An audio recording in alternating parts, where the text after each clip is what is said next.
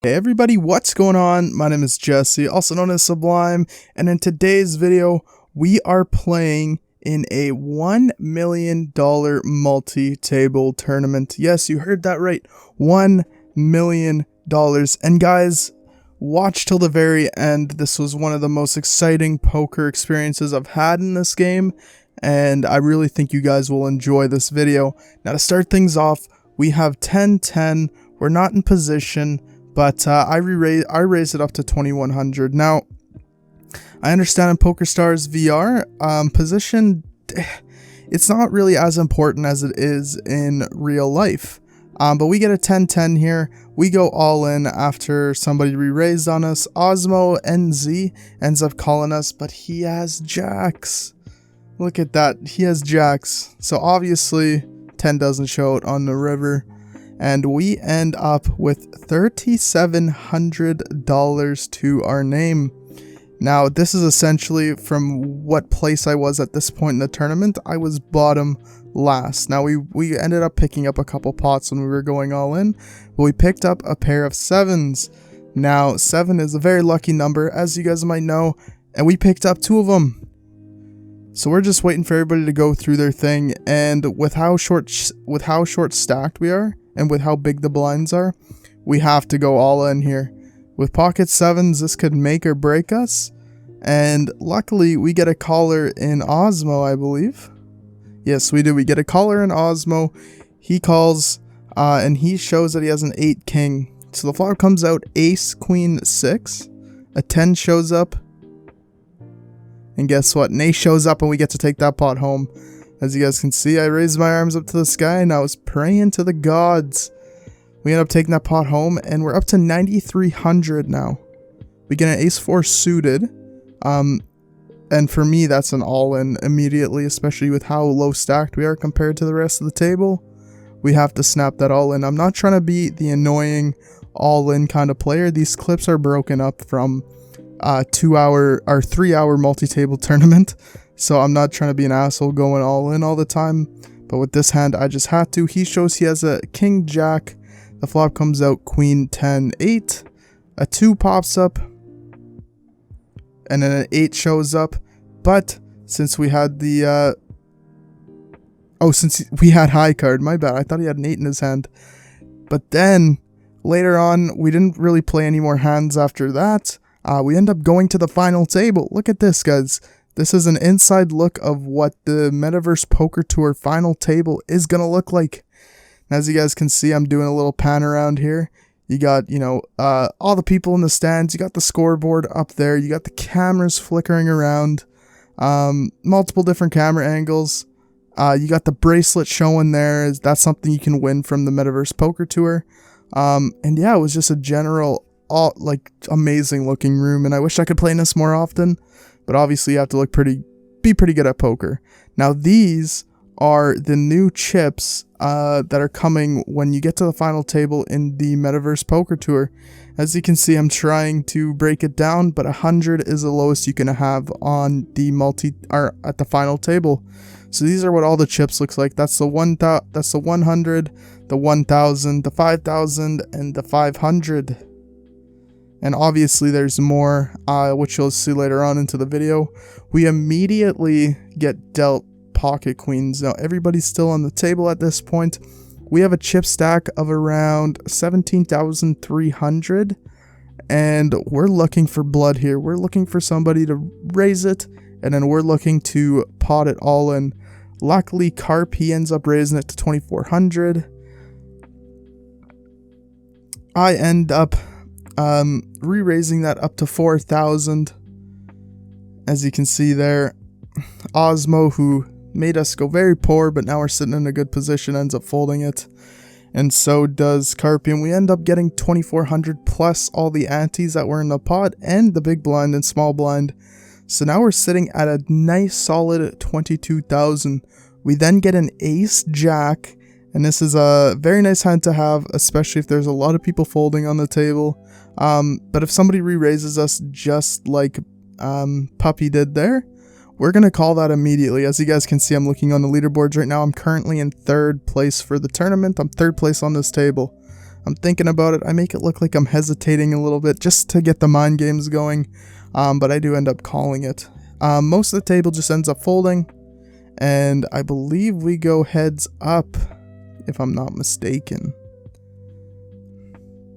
Yeah, we do end up going heads up, and the flop comes out 3 ace 2. Perfect for us. We got an ace with a high pair. She bets 2,000. I just call. I don't want to make it too suspicious at this point.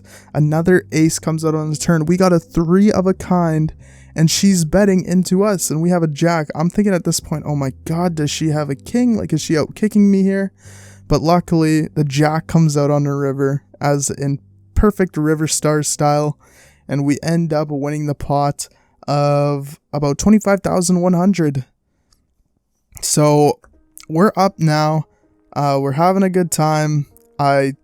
Sportsmanship. I go and pound her fist, and we're on to 7 people left on the table now. We have a queen ace here on the button. Okay, and this is one of the hands I like playing. I know it's offsuit, but when you're playing on a final table like this, people are playing a lot tighter than what they normally would at a cash table at the beginning stages of an MTT, then at a sit and go. This is for a lot of chips, and people are playing for monthly leaderboard points. So taking this all into mind, Kuya ends up raising it to 6,200. I call it. I have ace queen. The flop comes out ace king deuce. And he ends up going all in. I hum and haw. I'm like, oh, does he have ace king? But I have second top kicker. And with a rainbow flop, I thought my odds are pretty good. He shows a jack. The only thing that could beat us is another jack. Luckily for us, that doesn't happen. We end up taking that pot home. And I believe now we're in second place for the final table. Now here we get we get 2 deuces, and we've already knocked out 2 people. The only 2 people that have been knocked out in this tournament are by us. So we get deuce here. Again, with the amount of people folding and the amount of people that are playing for, lots of chips and lots of tournament points for the leaderboards, I thought this would be a perfect execution to call this guy's all in. Now, Iber here ends up folding his cards, and with deuce, I'm very high chip stack right now. I can afford to lose 9,100. Taking a shot at this stage of the game, not really that risky. And luckily, this pays off for us. He doesn't hit it on the river, and we end up taking that pot home. Now we are definitely in second place at this point if we weren't before. And this is when we end up going heads up here. As you guys can see, there's been about 5 people eliminated right now, and we're guaranteed 15.5 million. Now we bought into this table for $1 million. We bought into this tournament. He shows he has an 8-8. Now the only reason why I called him is because he said he had nothing. It was a short bet. It was equitable for me. We end up getting a 2 pair on the flop, and we've knocked out 4 out of the 8 people that are playing in this final table. We were definitely dominating, but now we go heads up. Now I'm gonna leave the recording for the whole heads up because I think it's, in my opinion, it's one of the better heads up I've ever played, not only in my poker life, but not only in PokerStars VR, but in my poker life. This was very methodical, very thought out. The all-ins were timed right. Everything was good, so I'm going to leave the whole thing going. He's ahead of us. He's almost 2-to-1 chip stack on us. We got 70,000. He has 110, so he's really only beating us by 40,000 chips here. And you guys will see how crazy this heads up gets, because it does get pretty ridiculous. But if you guys hear me drinking on my water, it's because this lasts for a while, and I don't have a voice of steel, and I need to hydrate to keep the commentary going. So if you do hear a couple sips, then that is why. Now a lot of the time, you're gonna see garbage hands, and this is generally how a final table would go, especially if it's heads up. So we get a 7 deuce here on the big blind. We're suited, and luckily for us, one club comes out. The hope is still alive. He doesn't end up betting into us. We get to see another card, which is another club, which is absolutely ridiculous. We're now on a flush streak with 7 deuce. He ends up throwing out a bet for about 4,000. I end up calling it. It's worth a shot to see. And luckily for us, we end up hitting the flush. Now, I tried to trap him here, which didn't work. He saw right through my trap. And but we didn't end up getting to take home 15,000 chips. Now we're more evenly matched. He has around 96,700. I have about 83,100. We get a 5-4 here on a small blind though. The flop comes out jack, ace, deuce. If we hit a 3, we hit a straight. Very, easy hand to bluff with. If he doesn't have an ace, if he doesn't have a jack, then we're pretty much golden. A 6 comes out on the river, so we're double-sided now. We can get a 7, and we hit... Or, I'm so confused. We need a 3 to hit. 3 is what we need. I was completely misinformed when I was reading this hand, and I'm lucky I got away with what I did, because you guys are going to see here in a second. He showed me there that he was weak, that he checked. I don't think he was trying to trap me. And with that backdoor flush, I think he might have had a pair of aces. I think he might have had a pair of jacks. But with that backdoor flush, I think that was a smart move by him to fold.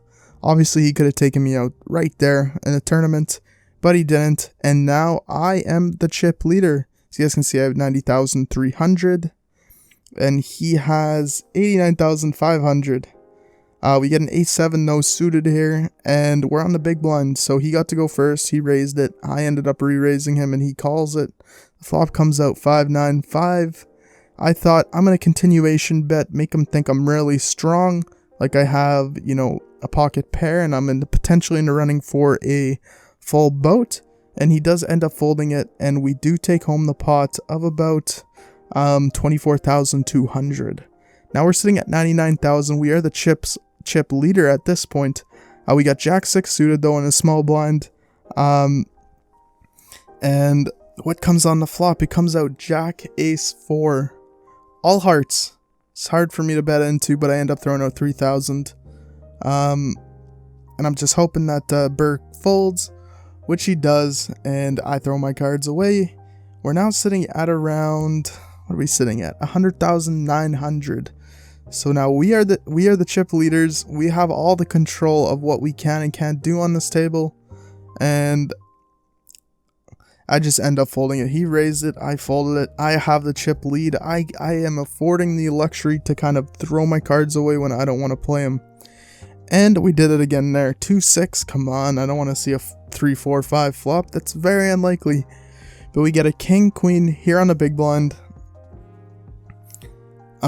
Burr ends up throwing out a bet for about 24, or he raised it 2,400. I end up reaching into my stack for about 8,000.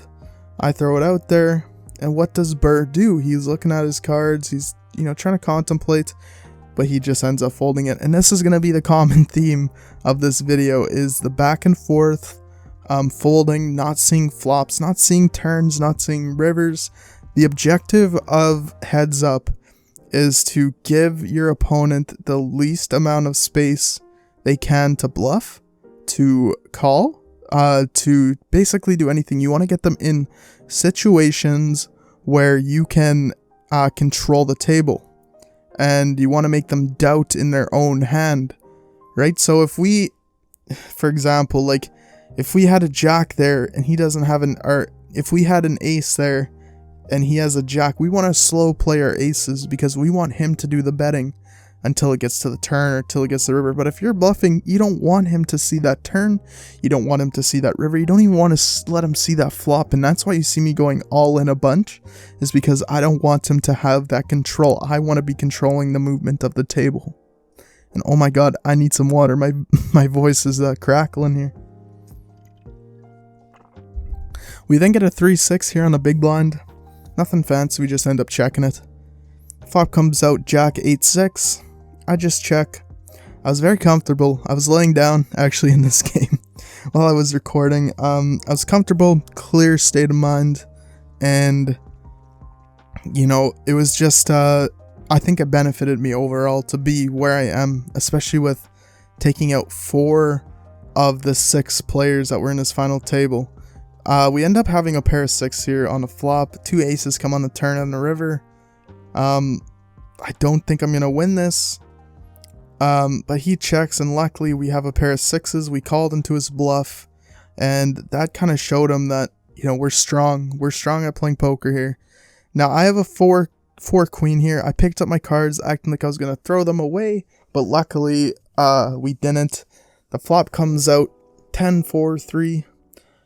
We have a pair of 4s. I end up throwing out a bet for about 3,000, and he just folds them away. I think at this point, now I'm not going to read into his head.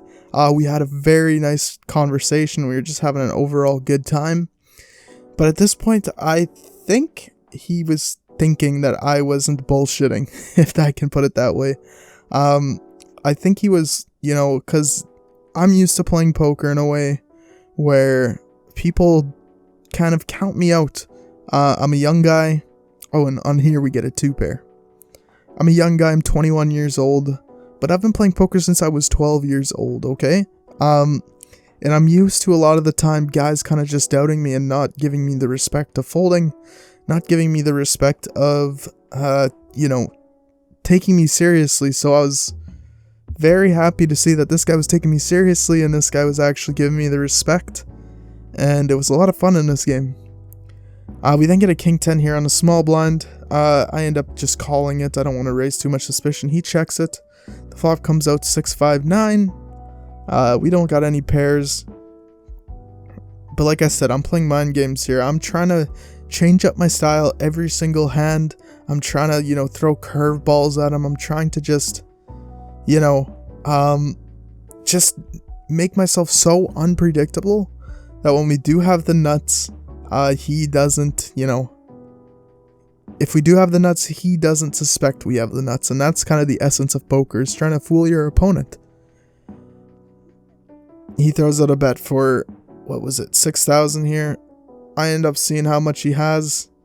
I think high card, you know, is worth a call here. But he showed he had a straight. And we ended up losing that, but that's okay. It's okay. We get a 6-4 here on the big blind suited. Not a bad card set in heads up. We end up calling it. And the flop comes out ace, king, deuce. Now I check. It's not really the cards we want to see. We would like to see 2 hearts to call. Not enough equity in this hand for us, so we just end up folding it away. We then get a 5-9, and we don't want nothing to do with it. I made the card stand up. Did you guys see that? Trick shot. Dude, perfect. You gotta try to do that one in your videos. Make your card stand up in PokerStars VR like that from a flop or from a fold. But we get a jack 9 here on the big blind. And the flop comes out queen 5-5. Not something we want to see. We're letting him take control though. We're not, we don't want to see the turn. We don't have any business seeing that turn. And we just end up folding those cards away. We get a 5 queen. We're getting these queens and these jacks with such low pairs. And the flop comes out 8-2 king. He ends up checking, which to me I kept seeing as a sign of weakness. I throw out a bet for 4,500, and he just ends up folding it. Now this was something that I noticed quite a bit, is when he had fuck all, I could just bet into him and he would fold. But then we then get an ace 10 here on the big blind. And this is a hand that you'll see later. Yeah, I'll just say you'll see it later. He raises it to 4,000. I re-raise it by 10,000 to 13,000. And I'm hoping that he calls. He keeps looking at the leaderboard, seeing what the chip stacks are and whatnot. The flop comes out 10 deuce king. I end up grabbing another 10,000 to bet. We have the pair of 10s. I'm hoping he doesn't have a king. You know, my range is pretty big here. I could have a 10 deuce. I could have a 10 king. But mainly he's thinking, okay, he either has a 10 or he has a king in his hand. If he didn't have any of those, it doesn't make sense for him to call. And And luckily he told us that he didn't have neither of those hands, and that he wasn't going to risk that much for a straight draw. Then get a queen 3, but I don't want to play it. I end up throwing it away. Some of you guys in the comments section might be like, why would you do that? This is just my style of poker. I might play poker in a different way than you, but it works for me. And as you guys can see, we're at a final table, so obviously my poker strategy ain't too bad. To kind of toot my own horn a little bit. We get a 10-6 here though on the small blind. And like I said, common theme of this game was just the back and forth nature of I raise, he folds, he raise, I fold, I call, I raise, he folds. It's such a common theme in this game, and luckily both myself and Iber BR, both skilled individual poker players, and it made for a very fun final table. There was a lot of luck involved, but overall, the flops came down, the turns came down, and the rivers came down, and it was an overall very good time. This Burr raises me here, and I push them all in with a pair of 5s. Huge mistake by me, by the way. I shouldn't have done this. I was a chip leader, and I'm thinking that if I didn't do this, then I might have actually won. But he showed he had a 10 jack, and he had 3 of a kind. So we ended up losing that hand, and we're down to about, how much are we down at this point? 22,900. Immediately get an A7, and I go all in. You'll see what hand he has. He has an ace 8. Okay, guys, he has an ace 8. But luckily for us, a 7 comes out on the flop, then a 4 on the turn, and then a 2 on the river. We end up taking this pot home, and we're kind of back in it. Right? Like, we were out of it for a little bit for one hand, and we're now back in it. He has a 3-1 chip advantage on us, though, but we get pocket 9s. He ends up calling it. I just go all in. We got pocket 9s, and I'm hoping this guy will call me again. But he doesn't, and I show him my cards. I'm like, fuck, you should have called me, buddy. But he didn't do that, and perfectly okay. We then get an ace 6 here on the small blind. And we're sitting at around 49,800 chips. We then go into overdrive mode, and we throw out a bet for 5,000. We got a pair of 6s and the 2 queens that are out there. If he would have had a queen, I suspected he would have raised, but he didn't. And then we get an ace 5 here. He goes all in. I'm like, fuck, should I? And I do. I end up going all in, and we're all in again. He shows he has a jack king. The flop comes out ace 3 6. He now needs a 2 pair to beat us. He gets a jack, but no king on the river, and we end up taking that pot home. I believe now we are the chip leader, which is crazy to say. We went from not being the chip leader to being down to 27,000 to, in about 5 hands, being the chip leader again. So we reclaimed our spot. And he goes all in on me here. I end up folding it. He wasn't upset about the 2 hands that he lost. He was just more disgusted with how they went. We then get a queen ace here on the big blind, and the common theme now is me just trying to dwindle down his stack as much as I can. We're heads up. I have about a 25,000 chip advantage on him at this point, and I want to get that gap so low that if I do have to go all in and I do lose, it would be like last time where I can actually have cards to our money to play with and actually win some of that back. We then get a 10-6 here on a small blind. Flop comes out 3-4 king, another 4 on the turn, and another 3 on the river. This was something crazy. We end up just chopping it because it was 2 pair on both sides. We then get a 9 king here though on a big blind suited. This is a hand that I actually like to play quite a bit. The 9 kings, they do me wonders sometimes. But he re-raises it to 2,400. We end up calling it. And the flop comes out 5, 6, jack. I just check. I have absolutely nothing to go off of. And he checks too. An 8 pops out on the turn. And he ends up taking the chips and dumping out a $7,500 bet. I call it. And a 9 shows up on the turn. Now we got a pair of 9s. And he ends up doing a crazy bet here. And he throws in 15,000. I'm like, fuck it. You know what? I'll call it. I call it. And he shows over. He has a 7, which completes the straight from the... We were winning that hand all the way up until that that last card, which is unfortunate.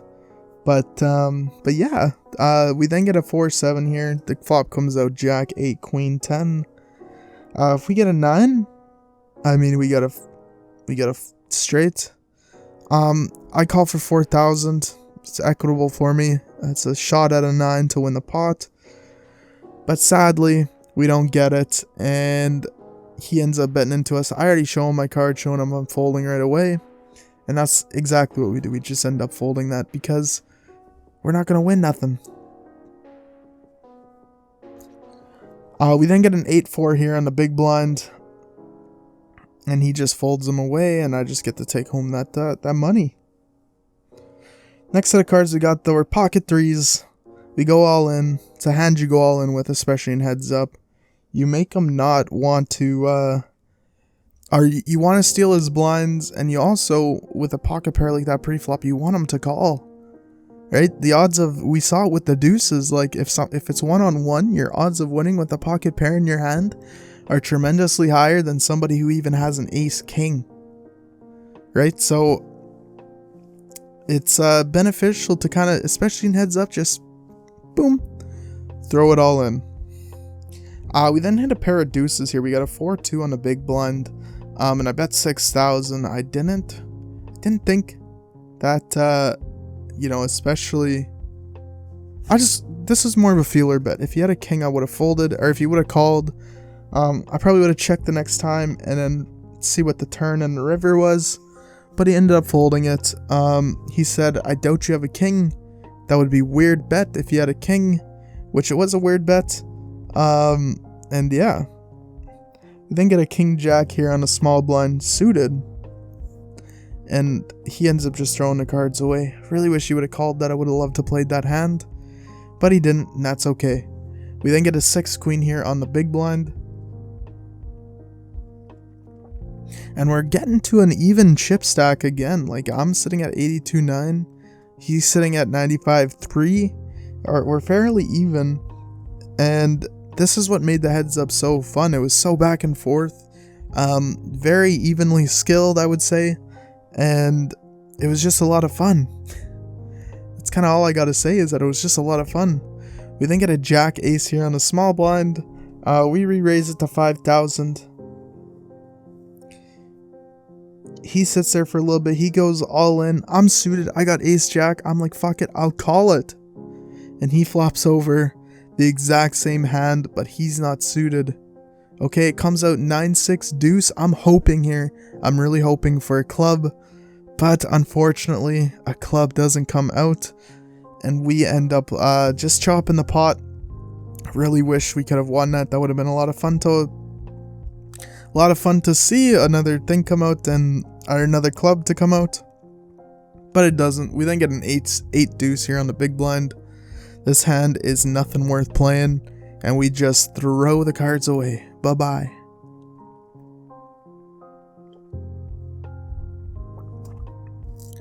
We then get a jack 9 here on a small blind. Not a crazy hand, but it does have some straight potential, and I do like playing jack 9. He ends up raising it by 10,000, and jack 9 is one of those hands I really like playing. The flop comes out 6, 10, 7, and he ends up going all in. I didn't want to see, you know, if he had 7, 8, or if he had 8, 9, right? I needed to see that 8. If it was 6, 7, 8, maybe I would have called, but But yeah, it wasn't anything for us there. And we just ended up folding it. I'd really like to see, especially if we could run it to see like what I would have if I did call, to see if I made a good call, but we don't have those options in PokerStars VR yet. I'm saying yet because I'm hopeful it'll come at some point. We get a 2-jack here on the button. I guess would be the small blind. And it comes out 4-4-7. I throw out a bet for 10,000 here. And he sits, he hums and he haws. And he sits here for a while and he folds his cards away. I've noticed that when I was playing against him, if it took him more than 3 seconds to do anything, pretty much had him beat. We then get a jack ace here on the big blind. He ends up throwing out a bet for about 2,400. I go all in. And he ends up just folding the cards. Now remember the jack ace. Remember that exact hand. I just want you guys to conceptualize jack ace in your head. And yeah, we get a jack king though here. And we end up going all in on our small blind. And he just ends up folding that away. And we're building our stack up just a little bit by little bit. We get a 10-5 here.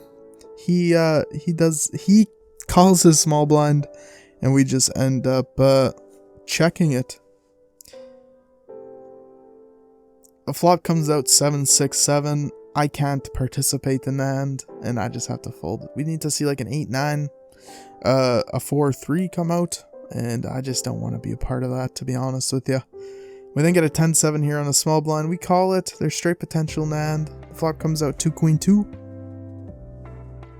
And he goes in. He's the chip leader now. He can control the flow of this game. And you kind of just got to respect it and catch him in a fault. And unlucky for us, we couldn't catch him.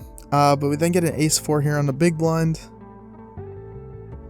And we're just chatting back and forth here. But we grab our all-in chip and we go all in.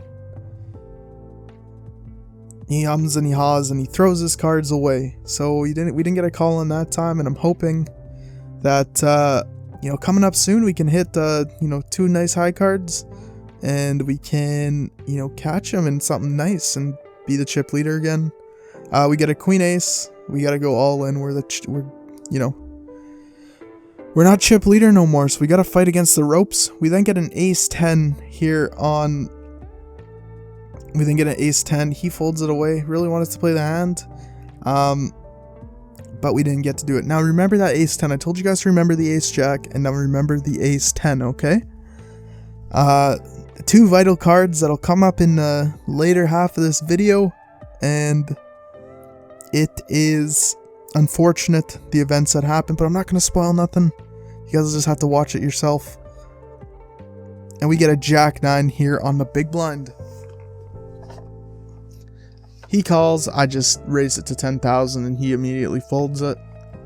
So we get to take the antes home, and we get to take home the his big blind, which was nice. Or his small blind, I guess. We then get pocket 10s. Okay, pocket 10s come into our hand. And he re-raises us here. Okay, he re-raises us to about 4,500. I snap all in. And Iber's not having none of it. He folds. I'm like, man, just call me when I have something good. Just call me when I have something good. We then get an ace-jack. Now this is the hand I told you guys to remember. I end up raising it to 11,500.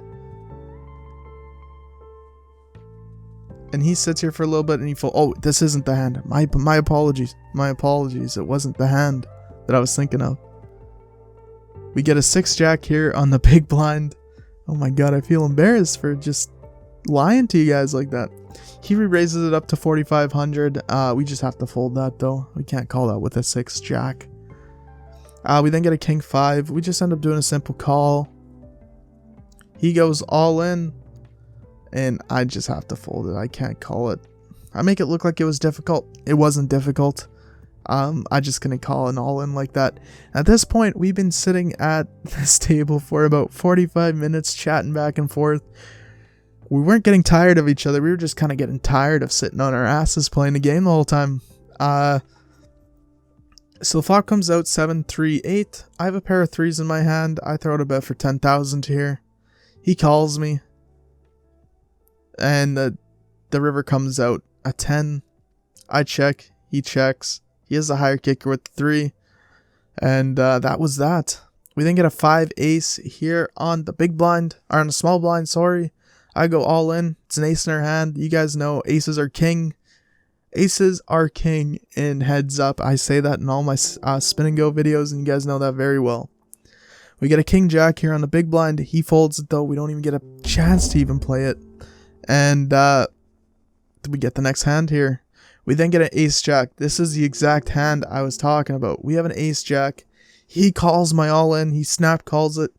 He shows he has an ace 10. We have him covered. An ace pops out on the flop. But to our demise, a 10 shows up. But we didn't get the jack. I ended up losing this game. But overall, it was a very, very fun experience. And you guys will be able to see me here. Trying to get into this picture with him. As you guys can see, this is I finished second. I won 23.5 million chips, and you guys can see all the little props that are coming along with it. You get the tote bag, you get the champagne. He chose to take a picture with everybody. I'm trying to get into it. I'm racing around my room, resetting my position just so I can get up into it. You guys can see me here hop up onto my bed and to get in for the picture. And like I'm contemplating, do I double flip it off? And I'm like, no, I might get banned if I do that. So I end up doing the double rock star symbol. And we all get in, we get the picture taken. And this is just kind of how it ended. It was a lot of fun, and I took some extra thumbnail pictures here. Let's see. This was the final result of the final result of this fun game. It was so exciting. It was a lot of fun to play, and I definitely love to play in a final table again, or a high stakes Saturday as a loose cannon, or just anything. This was a lot of fun to be a part of. I think I played fairly well. I think I played smart. Let me know down in the comments what you guys think. I need a sip of water. Give me a second. Let me know down in the comments what you guys thought. This was probably one of my more prouder poker moments. I wasn't being too cocky. I wasn't re-raising at bad times. I really think I only had like a couple blunders the whole tournament, but luckily we were able to recover. And it was overall just a fun time. If you guys enjoyed this video, remember to like the video, comment down below, subscribe to the channel. We have a membership program, so if you guys want to support me and support the journey of this channel, make sure you guys join as a member program. You don't have to. You're not obliged to do so. It just really helps out the channel, and it helps making great content. Thank you guys so much for watching. You're truly some of the best fans on YouTube. Bye-bye now.